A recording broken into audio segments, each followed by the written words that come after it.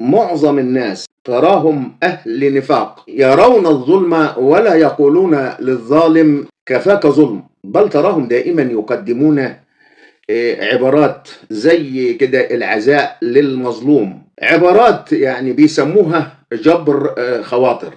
كلمة جبر الخواطر دي يعني أصبحت من الموضوعات اللي هي بتمثل ترند على السوشيال ميديا، والبركة في الدكتور حسام موافي اللي خلى عندنا موضوع اسمه جبر الخواطر وكأنه جزء من الدين. كلمة جبر الخواطر دي يعني مفهومة بشكل خاطئ، اللي أنا شايفه، أنا بتكلم عن رؤيتي أنا.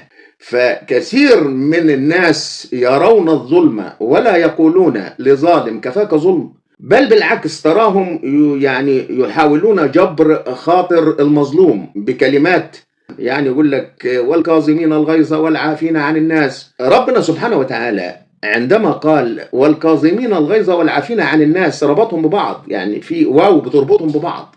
فهو كظم الغيظ يكون من علامات التقوى إذا ارتبط بالعفو، والعفو هو إنك أنت إنك أنت تبقى قادر على عقاب اللي هو يستحق العقاب وما تعاقبهوش. فلازم تبقى عندك مقدرة على العقاب عشان تبقى عندك مقدرة على العفو.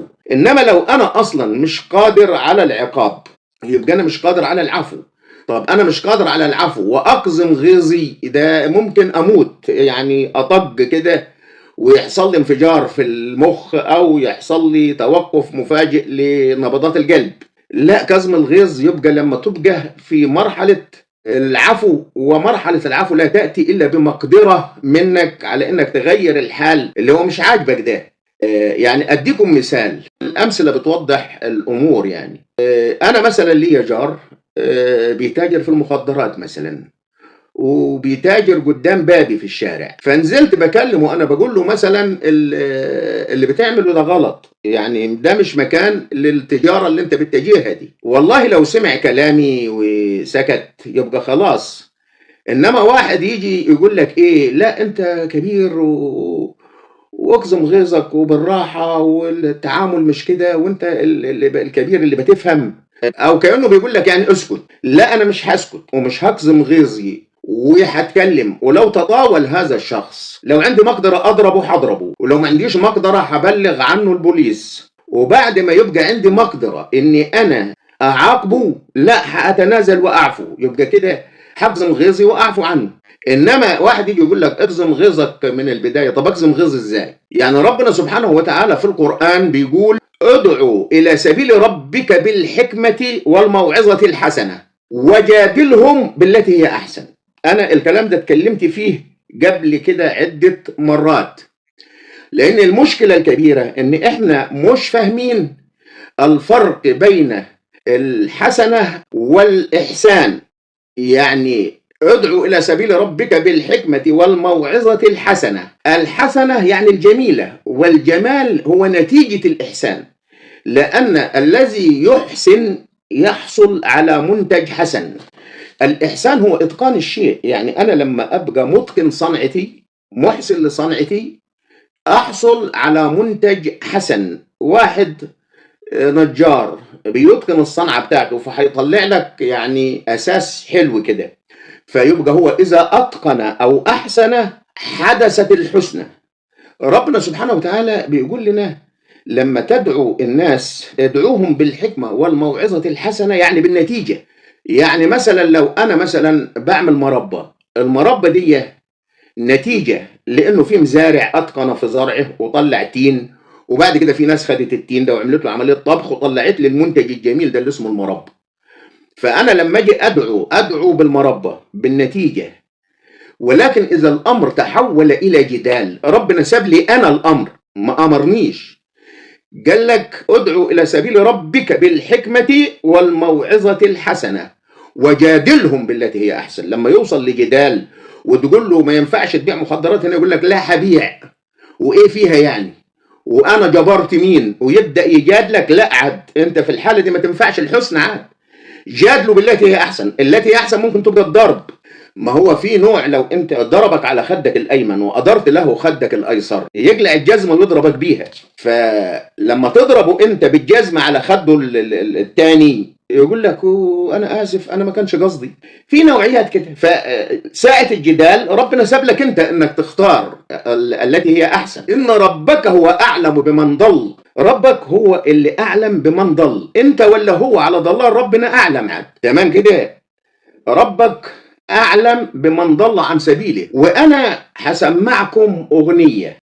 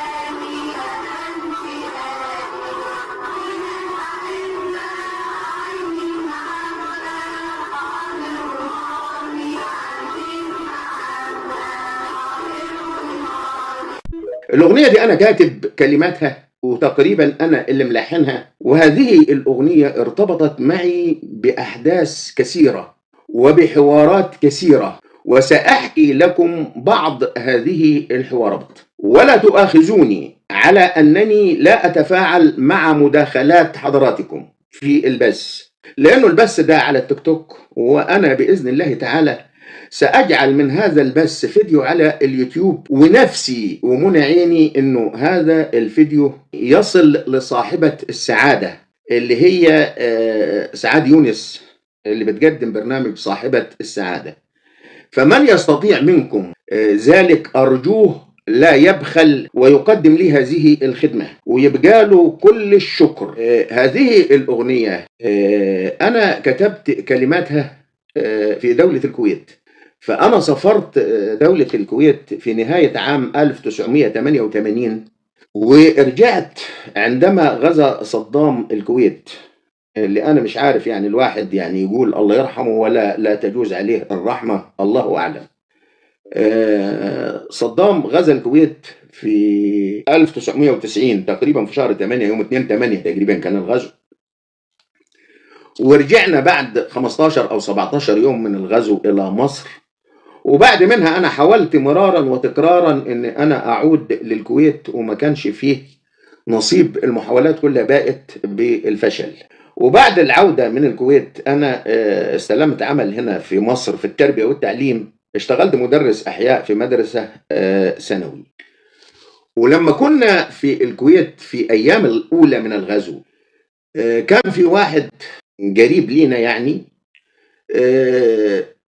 حارس في عمارة فيها سرداب، اللي هو احنا في مصر هنا بنسميه بدروم، فيها سرداب قوي وكبير.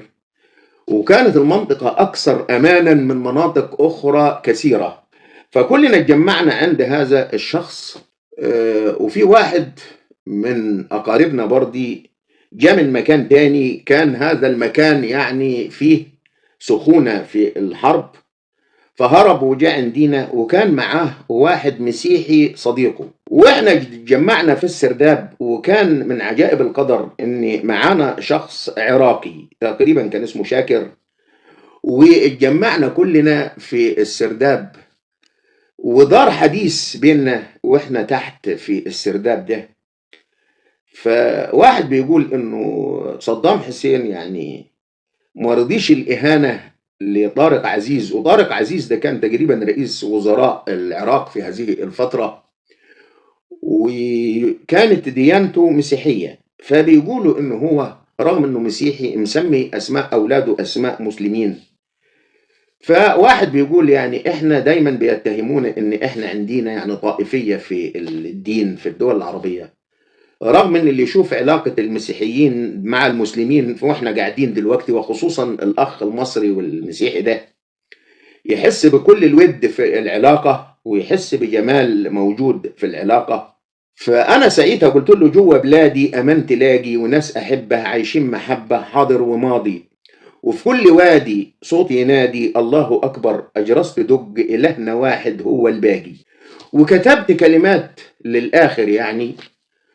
وبعد ما رجعت مصر أنا واشتغلت في التدريس في مدرسة ثانوي، كان ليا زميل مدرس إنجليزي اسمه القاضي، ومرة بنحكي مع بعض كده وبحكي له على الأحداث دي. فقال لي أنت بتعرف تكتب شعر؟ قلت له والله أحيانا كده بتجيني لحظات أنا بهوى الكتابة يعني. فقال لي طب وريني حاجة، فوريته كده شوية كلام كنت كتبتهم في الكويت في أجندة. فقال لي لازم احط الحاجات دي في كتاب واطبعها في كتاب. يا عمي انا مش في دماغي حكايه الكتاب دي، انا الحكاوي دي واخدها هوايه، وانا من النوع اللي مصر حتى الان على انه الفن لا يمتهن، لان هي المهنه معناها امتهان للشيء اللي انت بتعمله. الفن اكبر من انه يمتهن. انا اي حد يعني من الاشياء الفنيه بياخدها مهنه بعتبر انه هو ليس بفنان. فطبع الكتاب ده وكانت ليه يعني شطحات في دماغه، وطبعت الكلمات دي في هذا الكتاب. الكتاب ده ما كانش ليه رواج، ويعني اتباعت منه نسخ يمكن اقل من ثمن تكلفته، وكل الكلام اللي فيه اشعار يعني شبه اشعار غنائيه. وانا بطبيعتي بهوى الكتابه وبحب حاجات كتيره جدا، وانا يعني انا بقول على نفسي مش حد بيقولها لي، انا فنان بجد.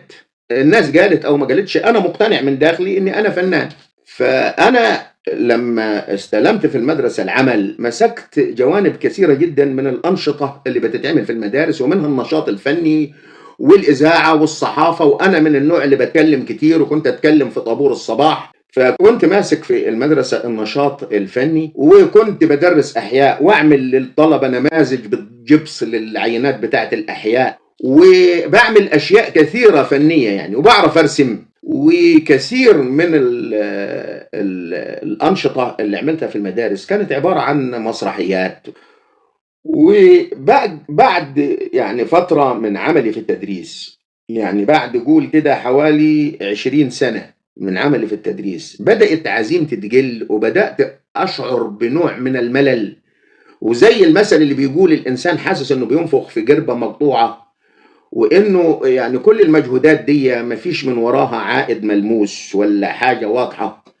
فبدأ يعني نشاطي يقل واحس بملل. ولكن قبل خروجي على المعاش او في السنة اللي كنت هاخرج فيها على المعاش، مدرس التربية الموسيقية مسك هذا الكتاب، وكنا في اجازة الصيف، وقرأ فيه واختار بعض الكلمات منه، وجاني قال لي انا يعني مسكت الكتاب بتاعك وقرأت فيه بعض كلمات، وعايز اعملها اغاني في حفلة 6 اكتوبر، ونخلي الكورال بتاع المدرسة يغنيها، وما تحرمناش قبل خروجك على المعاش من النشاط اللي كان زمان. وبدأ يقنعني انه احنا يعني نعمل حفلة في 6 اكتوبر.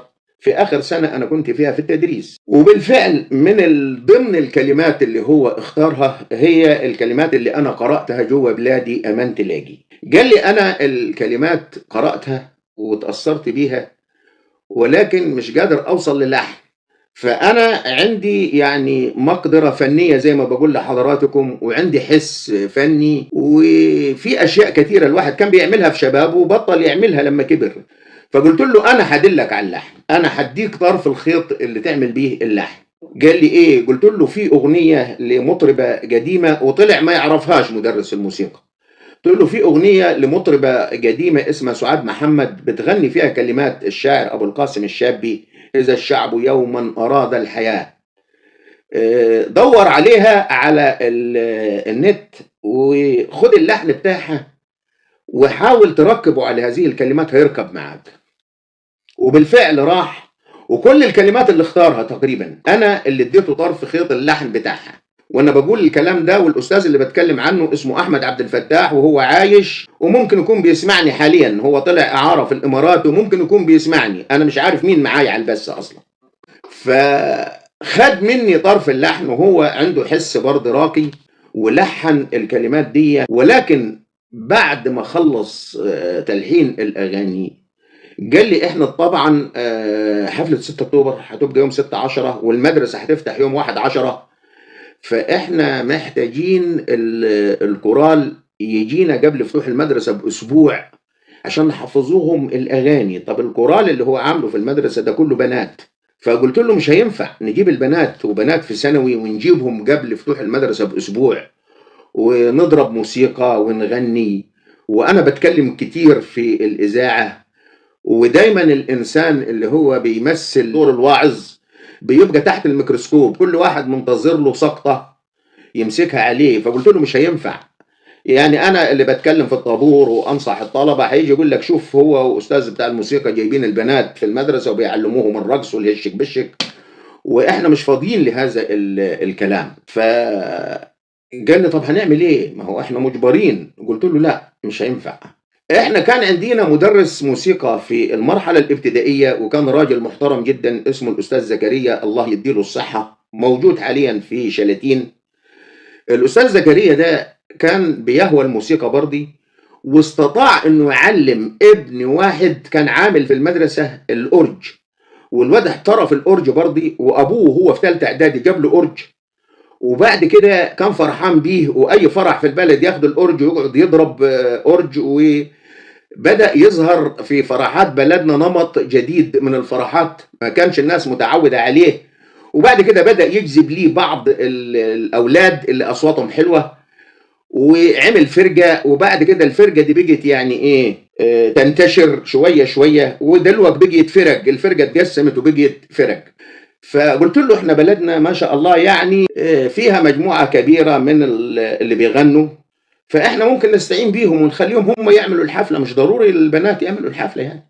فقال لي طب دول هيرضوا يجوا يعني يغنوا؟ دول هيعوزوا فلوس، دول خلاص يعني بيجوا دلوقتي بيعبدوا الفلوس. فقلت له والله الغلطه غلطتنا احنا اللي خليناهم يعبدوا الفلوس. ولكن انا ليا دلال على كثير منهم، وان شاء الله يعني هجيبهم لك هم اللي يحيوا الحفله. واخترت اكثر واحد فيهم انا ليا دلال عليه، ورحت وخدت الكتاب معاي وشرحت له الموقف، قلت له كذا كذا. خد مني الكتاب، ولكنه قال لي اني انا مش مرتاح للاستاذ اللي عندكم في المدرسه ده اللي بيعمل لحن. انا اللي علمني الغنى والالحان اللي هو الاخ صاحب الاورج ده، فانا هخليه هو يلحن الاغاني. قلت له ما فيش مانع، خليه هو يلحن، يمكن يلاقي لحن احسن من كده. ولكن بدا يتهرب، وبعد كده بدل ما يعتذر بذوق يعني تعامل بالفعل مش بالكلام، بافعال في منتهى الوقاحه. وانا ما سيبتلهوش ساعتها وزعجت فيه، وبعد كده خصمنا بعض، والامور يعني بقت في فرجه كده بسبب الاغنيه دي اللي بقول لكم ليها حوارات كتيره معايا. واستمر الموضوع كده وخلاص، وملف واتقفل، وانا طلعت معاش، والحفله اتعملت والحمد لله نجحت في وقتها، وانتهى الامر على هذا الحال. ولكن انا من حوالي شهرين ليا اخ توفي اللي هو اخوي الكبير، وفي واحد كان في الخارج مش موجود ووصل وحب يجي يعزيني لما وصل وعلم ان اخوي توفى. فتقريبا بالمصادفه تقابل مع هذا الشخص، فبيقول له والله انا رايح لاستاذ خالد اعزيه في اخوه، تعالى معايا. قال له لا انا مش بكلمه. قال له مش بتكلمه يعني ما عزتوش؟ قال له لا. قال له يا راجل تعالى اعزيه، انت يعني هتناسبه؟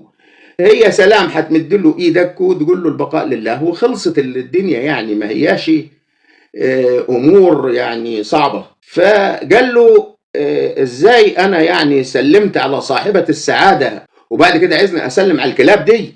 فانا بصراحه يعني ما اعرفش صاحبه السعاده دي يقصد بيها مين. اسعاد يونس ما اعرفش ان هو اتقابل معاها او لا. ما اعرفش يعني يقصد مين بالظبط. يقصد الشيخه فاطمه ولا الشيخه جواهر؟ ما اعرفش. اظن الشيخه جواهر صاحبه احمريكا وابيضيكا دي. ف صاحبة السعادة دي إن كانت هي السيدة الفاضلة سعاد يونس، فأنا قررت إن أنا أعمل ليها هذا البث، واللي أنا هخليه فيديو، لأني أنا نفسي أقابلها وهقول دلوقتي ليه. واللي خلاني دخلت في الحوار ده أكتر ومصمم عليه ان بعد ما بلغني هذا الكلام بقلب في الفيديو لقيت واحده مذيعه ملتقيه مع واحد من هذا النمط العيالي اللي هو بيجي فنانين، اسمه عمر كمال تقريبا. بيحكي مع واحده مذيعه وبيقول لها انا معايا 5 عربيات، من ضمنهم عربيه يعني ثمنها قليل مش كتير. فبتقول له ثمنها كام؟ قال لها ثمنها 9 مليون. فقلت له مبلغ صغير بجد. وبيتكلموا يعني كلام عادي جدا، مع اني انا خدمت في التربيه والتعليم 35 عام، عملت حفلات وغنيت وعندي فن، واي انسان يمتهن الفن لا يعد فنان. ودي مصيبتنا، لان احنا لو بنعرف الفن نعرف نقيم ونقول مين فنان. احنا مشكلتنا ان احنا ما بنعرفش الفن اصلا عشان نعرف نقيم الفنان. انا مره كنت عند نجار وبعد كده بضرب جايم كده في دولاب، فالجايم قال زن،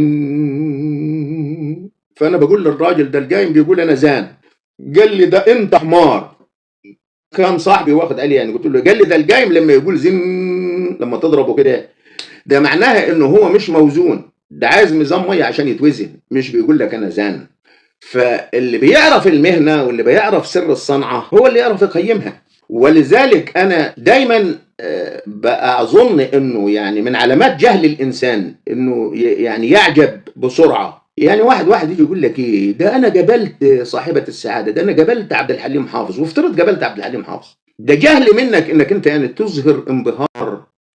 والله في 88 في العام اللي انا سافرت فيه الكويت ده كنت رايح اسيوط اخلص ورق من الجامعه وكلام زي كده، وكان في الفتره دي عادل امام بيزور اسيوط، قال بيتحدى الجامعات الاسلاميه، وكانت الشوارع زحمه ومغلقه ويعني استقبال فاتحين بيستقبلوا بيه عادل امام.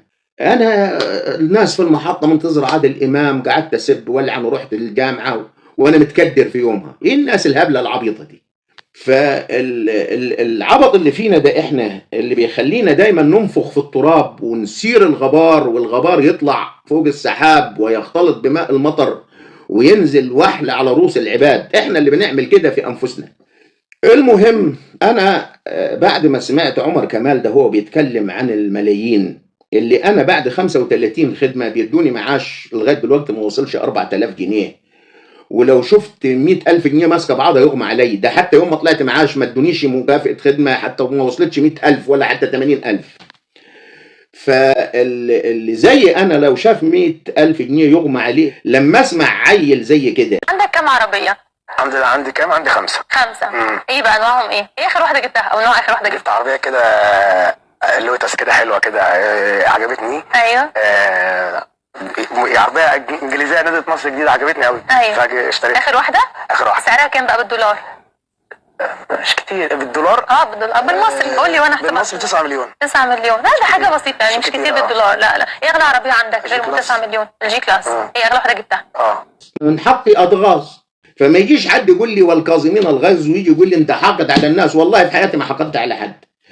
انما دي امور يجب توضيحها، مش عمليه حقد.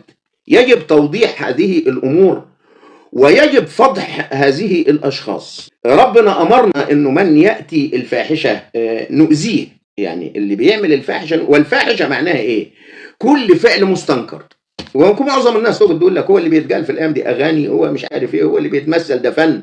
طب وطالما أنت مستنكر يبقى فاحشة، ده من حقك انك انت تبعد عنه، دي اوامر ربنا سبحانه وتعالى. وتؤذي الايذاء على الاقل بانك يعني تهجر هذا النمط من الافعال.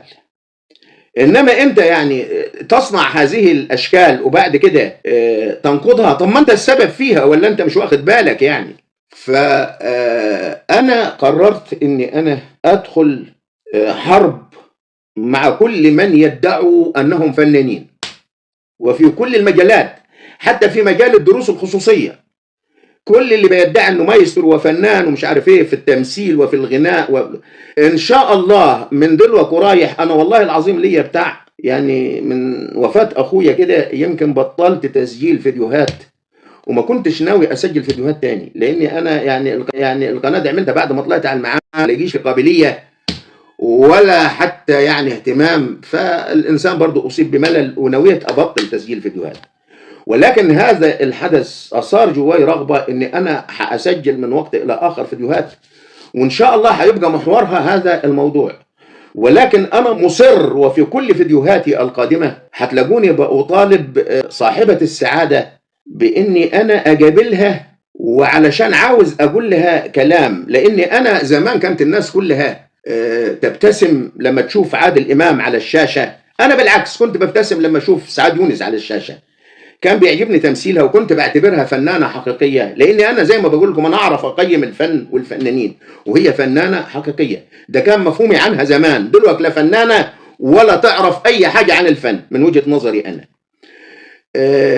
فأنا نفسي أقابلها، لأني أنا يعني عايز أزيدها من الشعر بيت، إنه الأولاد اللي بتقابلهم دول اللي بلغني إنه بعد ما يرجعوا بيقعدوا مع أصحابهم القدام، وأصحابهم القدام يعني ما هماش يعني فلاسفة. أنت عارفة تاريخ الأولاد اللي بتلتقوا بيهم دول قبل ما يعني تظهرهم الميديا بالعبط اللي بيعملوه ده، كانوا إيه؟ أنت أدرى مني.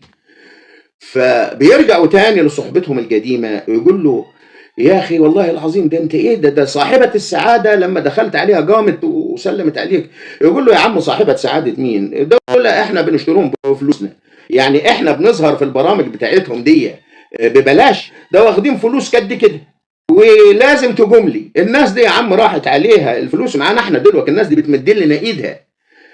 صاحبة سعادة مين يا عم الحاج؟ دي واحدة سنها 75 سنة وكاوية وشها بمكوة رجل ولسه بتجاوح في الحياة. ده الكلام اللي بيقولوه، أنا بسمع كده، ده الكلام اللي بيقولوه، وأنت لازم تبقي فاهمة كده.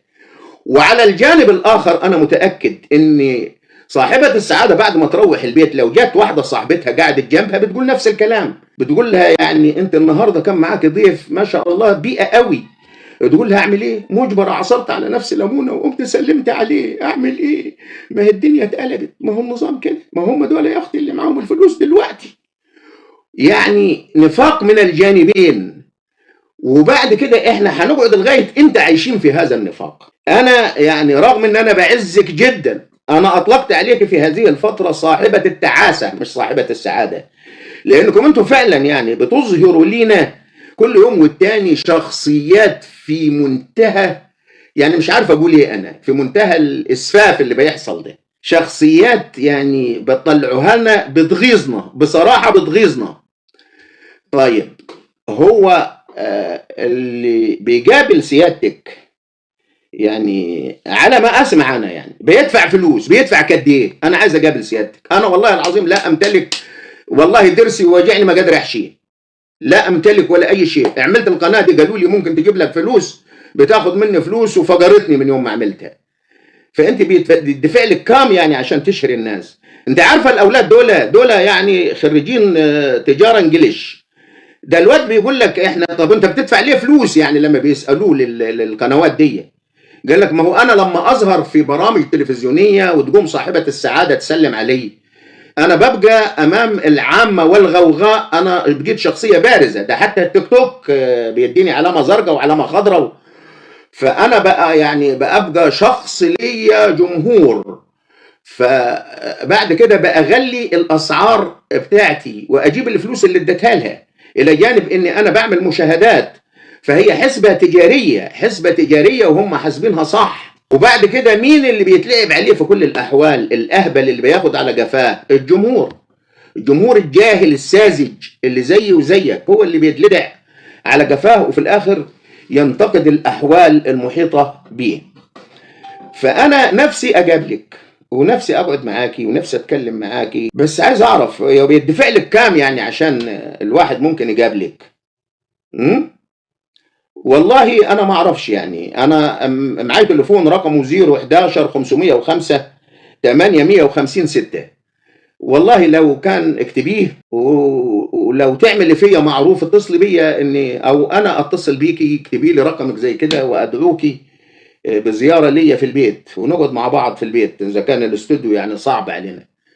فال انت يعني مش عارف انا، هو انت اسمك اسعاد يونس ولا ساعات حاجة تاني، علشان اللي يسلم عليك يكتسب ثقة في نفسه ان هو بعد كده ما يسلمش على حد تاني يعني، او يعتبر كل الناس اللي بعدك كلاب. المهم انا جوايا كلام كتير هقوله على مراحل وعلى فترات، وانا الملف ده فتحته مش هقفله والله.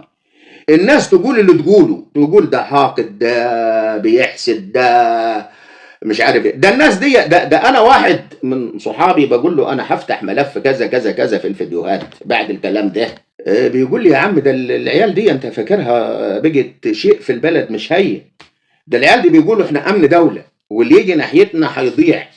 ده اغانيهم بتقول كده. انا تعمدت اقول كده لانه لو فعلا كان العيال دي امن دولة زي ما بتقولوا ان يعني محمية وكلام زي كده، يبقى الواحد يغور في داهيه في سبيل العيال دي افضل من الدكاتره ومن الكوادر اللي خرجها في البلد. ولو هم كده فعلا يبقى انا اتمنى اني في اخر ايام اغور في داهيه في سبيل الهم ده والجرف اللي احنا فيه ده. فانا نويت ادافع عن نفسي وادافع عن حقي كمعلم. اقسم بالله انا بشهد لنفسي اني انا امتلك نواحي فنيه وفنان اكتر من كل المغنيين والممثلين اللي في جمهورية مصر العربية من ايام يوسف وهبي لغاية الزمن اللي احنا عايشين فيه ده. يعني مش عارف انا اقول ايه، اللي يرضى يرضى واللي ما يرضاش ما يرضاش. وانا الملف ده فتحته لغاية ما اشوف اللي فاكرين نفسهم دول يعني وصلوا انهم امن دولة، عاملين نفسهم امن دولة، واحنا بقينا وبقينا وبقينا.